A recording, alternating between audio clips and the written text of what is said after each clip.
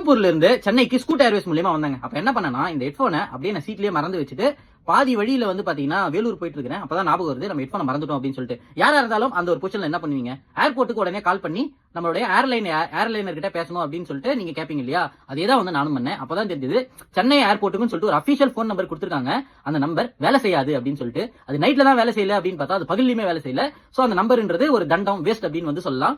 So அப்புறம் எப்படி வந்து நான் தொடர்பு கொண்டு இந்த ஹெட்போனை வாங்கினேன் அப்படின்னு வந்து பாத்தீங்கன்னா ஏர்லைனர் இருக்காங்க இல்லையா, ஸ்கூட் ஏர்லைன்ஸ்னு சொல்லிட்டு லாஸ்ட் அண்ட் ஃபவுண்டுக்குன்னு சொல்லிட்டு வந்து பாத்தீங்கன்னா கூகுள்ல சர்ச் பண்ணி பார்க்கும்போது ஒரு மெயில் அட்ரஸ் வந்து கொடுத்தாங்க.